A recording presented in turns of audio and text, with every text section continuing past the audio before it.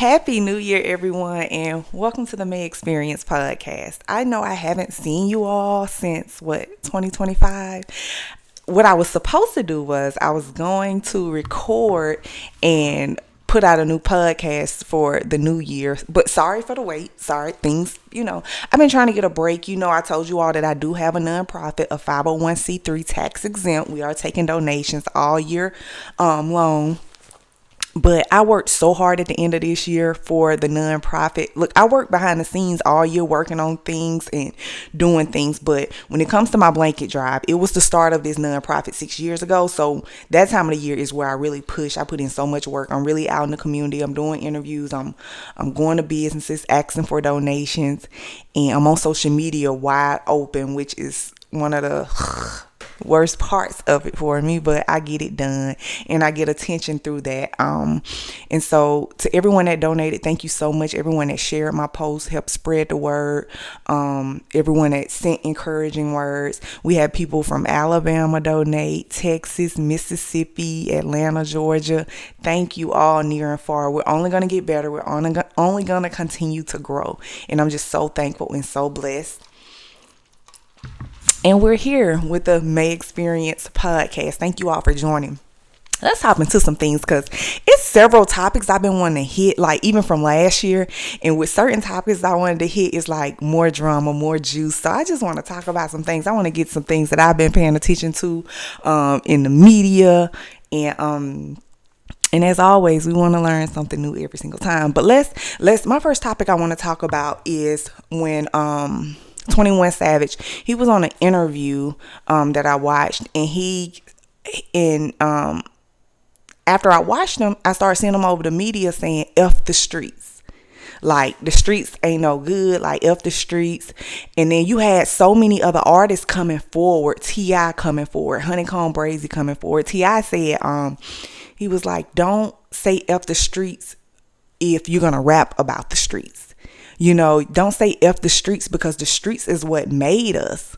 Honeycomb Brazy said the same thing. I grew up in the streets. That's what made me the person I am.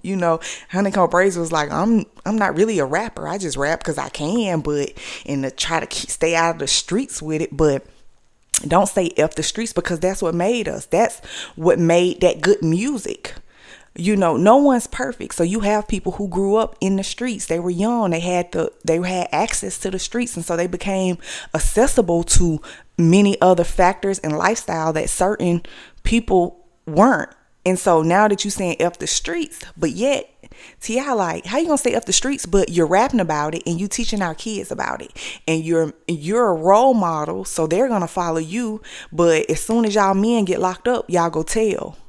So now y'all want to say F the streets because y'all not really from the streets, And so in so many ways, I feel where T.I. is coming from, because not T.I., 21 Savage is coming from, because I watched the interview with him with a guy, and he was just talking about how the streets don't love you. And I think a lot of men and people are starting to realize that the streets don't really love you, especially because as soon as you go to jail, as soon as you get sick, as soon as you die, people go on with their lives. They're not going to wait around. They're not going to put money on your book. They're not going to keep money on the phone. And so 21 Savage was like, the streets, there's no loyalty in the streets. As soon as somebody, you can do something with somebody, they're going to tell on you.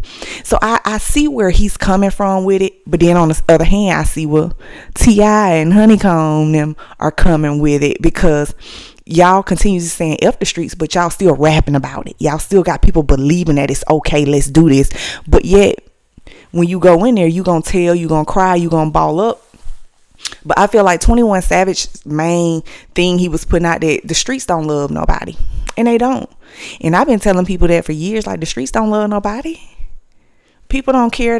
They'll watch you do some of the most craziest, stupidest things. Like, I got a teenage son. I tell him, they'll watch you and they'll help you get into this trouble. But once you get in trouble, like, you can't just get out of it. Ain't nobody gonna pay for you a lawyer. Ain't nobody gonna keep money on your book. Nobody gonna keep money on the phone. People gonna be living their life, and when they see your number pop up, guess what they gonna do?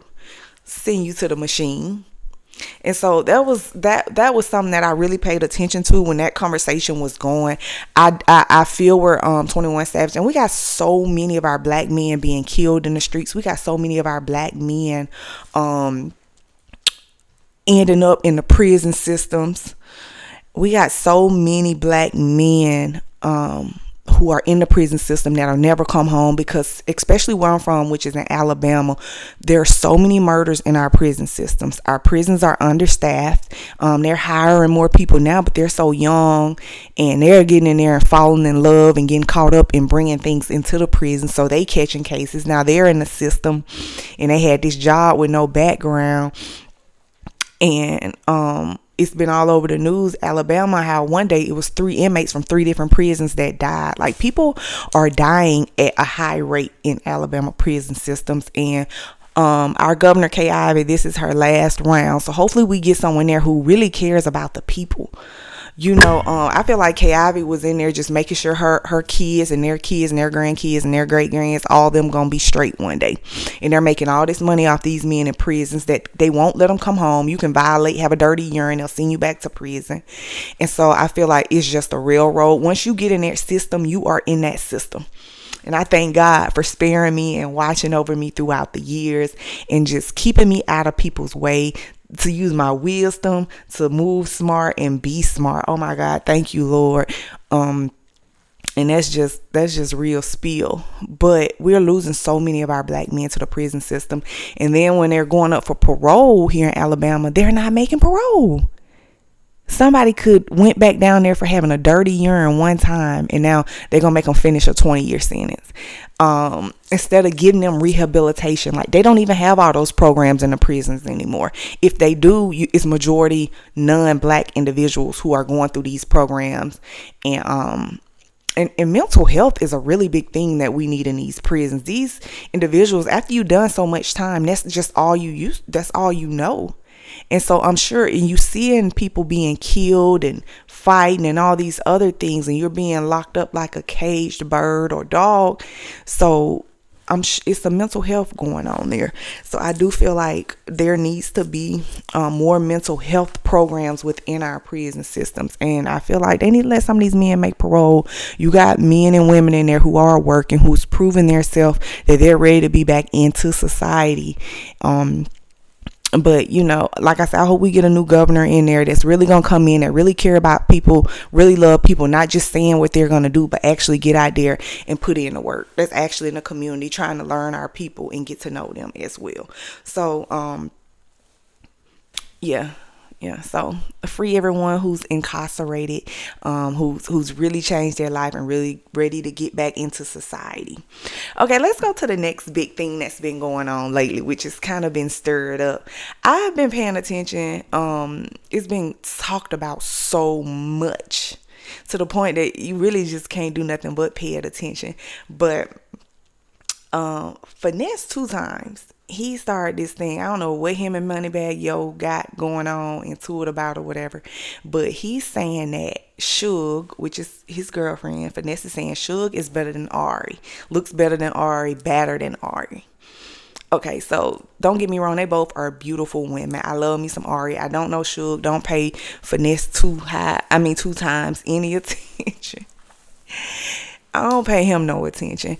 But he's been getting a lot of attention just rambling all over the internet. But he got a couple of songs. He got a couple of good songs. I gotta give it to him. I ain't no hater. Okay, so but he's saying that Suge is better than Ari. I'm not sure what men think bad is. You see what I'm saying? I think social media has things so wrapped tight, and they're teaching our younger generation the wrong definition of bad. You could look at Suge on the outside, she's beautiful. You could look at Ari on the outside, she's gorgeous, right? So, but it's deeper than that to me. That's just like me. That's just like if somebody tell me I'm beautiful. But how do I treat people? What do I look like on the inside? What's my hustle like? I feel like it's so many factors that go into being bad. And then, cause yeah, Suge is pretty, but when you look at Ari pretty and she got a hustle. Ari is a hustler. She got her stuff together. She takes care of her child. She out here with her businesses, promoting her business. Yeah, she got her man, but at the same time, she making sure she handle her business. She on her hustle. So I think he got that mixed up as to what bad is. He must just thinking she looked better. Or maybe it's just me. Maybe I'm overthinking it. Like, I'm like, what's the point of being bad? You having this bad chick next to you, but what is she successful in? What is she doing to help handle your business? Like, what does she have going? What does it matter if she bad on the outside, but what she got going on the inside? What she got going on mentally? You see what I'm saying? So stop thinking that, oh, just because I look good, I fit the criteria of being bad. I think it's deeper than that. I think being bad should be seen more than that. And that's just like showing now. They're saying she took all those charges for him. She's currently incarcerated and fed in the feds. And every time since they've been together, it seems like every time they're not on the internet, they're not in the house, it seems like when they outside, they be too high to go outside. It's like they need to just be at home. Just stay at home and get high. It's like when they go somewhere, they're not fit to, he don't know how to control his high. That's what it is. Finesse don't know how to control his high. He probably driving. And I feel like she be whatever she have going on, drinking whatever high, whatever they got going on. I feel like she do too, but she more so know how to chill and just sit there, smile, look cute, and control hers, okay? And be a lady. But him, that boy is wild. And I think that's how it seems like every time they go somewhere, when they leave out their hotel room or the house, wherever they at, it seems like every time they go somewhere, they go to jail.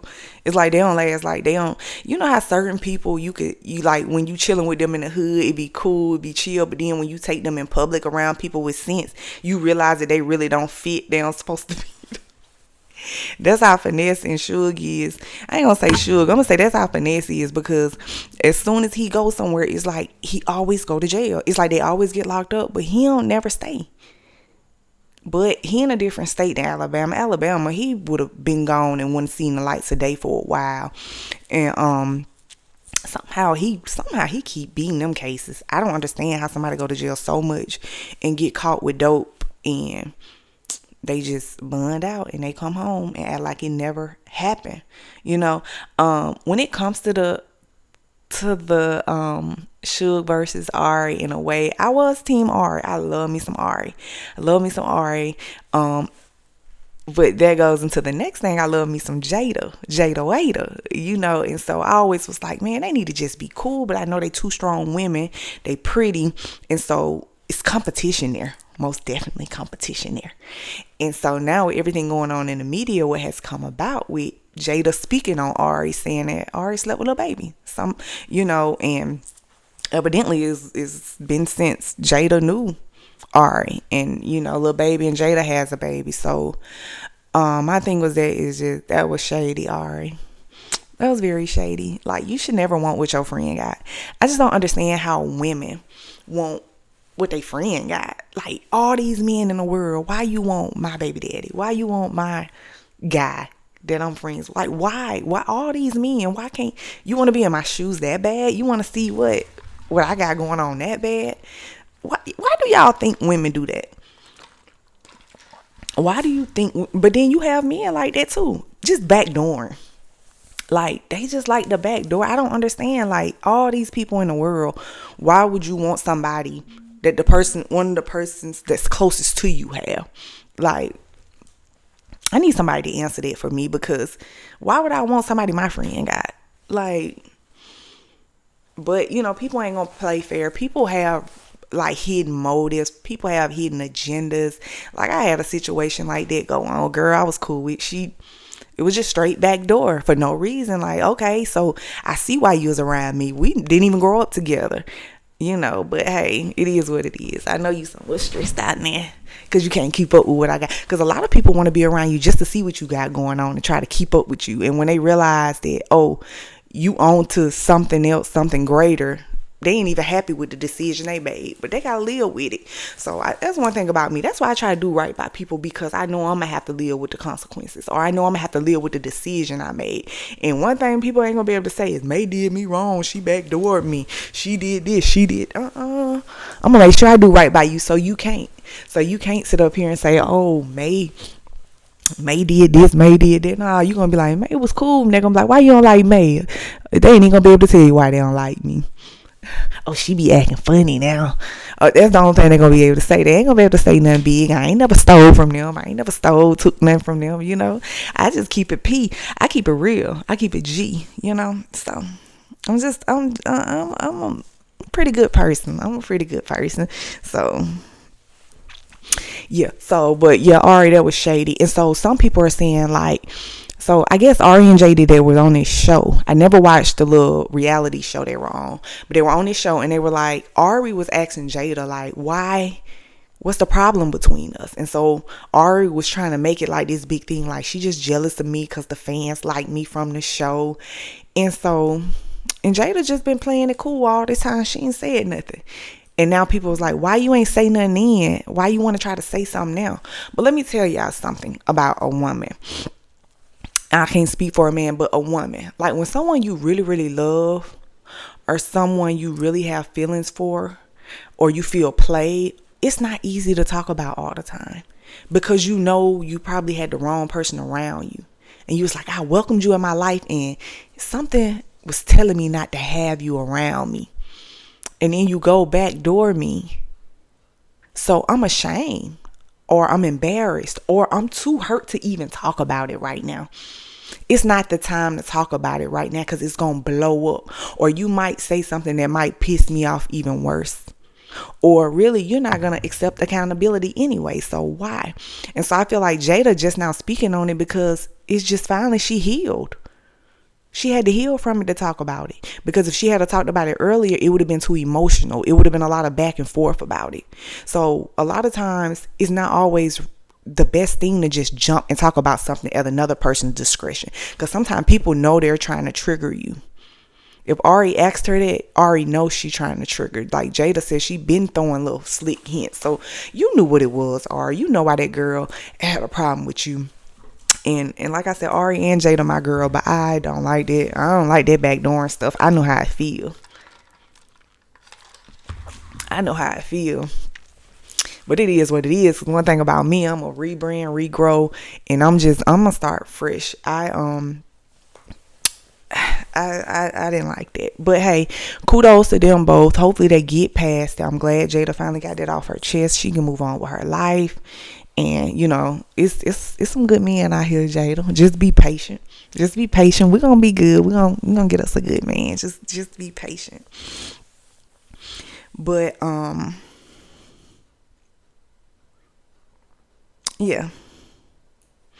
Also, another thing I want to talk about is, okay, so I have a girl who is subscribed to my channel and I'm subscribed to her channel, and she does her things, podcasting, posting videos, and she wrote, and her name is Just Doing Nails on YouTube. So y'all go find her, like, subscribe. She posts really good videos. I pay attention to her content as well, and different stories that she posts. She doesn't post like videos herself, but she know how to work the camera. I'm not as good as she is with her videos, but it was about, she spoke about people are saying that the Goodwill prices are too expensive.